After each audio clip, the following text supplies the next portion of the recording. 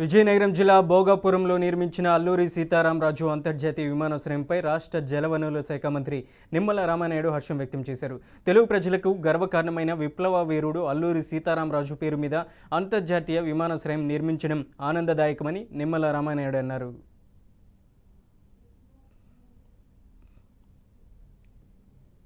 సంవత్సరాలు వెనక్కి ఈ రాష్ట్రాన్ని నెట్టేసినటువంటి పాలన నుంచి మళ్ళీ ఇప్పుడే ఆ పాలనని గాడిలో పెడుతూ, అందులో కూడా ముఖ్యంగా ఈరోజు ఉత్తరాంధ్రకి పెద్ద ఎత్తున పెట్టుబడులు పారిశ్రామికవేత్తలు తీసుకొచ్చి ఈవేళ ఉత్తరాంధ్ర శ్రీకాకుళం, విజయనగరం, విశాఖపట్నాన్ని ఒక ఉద్యోగ ఉపాధి కేంద్రంగా ఈరోజు కూటమి ప్రభుత్వం మారుస్తున్నటువంటి దశలో ఈ యొక్క అల్లూరి సీతారామరాజు ఇంటర్నేషనల్ ఎయిర్పోర్ట్ అనేది అటు ఒరిస్సా రాష్ట్రం దగ్గర నుంచి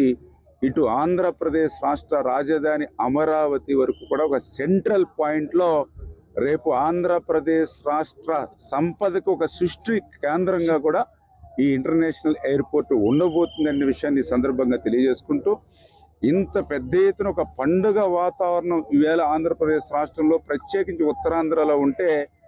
గొడ్డల పార్టీ రాజకీయాలు చూస్తూ ఉంటే నిజంగా చాలా బాధ, ఆవేదన కలుగుతున్నటువంటి పరిస్థితి.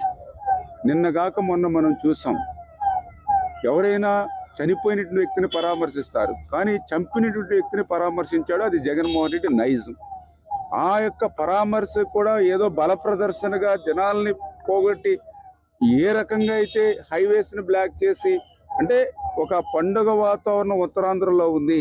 ప్రజలందరూ కూడా మంచి మూడ్లో ఉన్నారు, వీళ్ళందరూ సంతోషంగా ఆనందంగా ఉన్నారు అనేటువంటి చూడలేనటువంటి తనంతో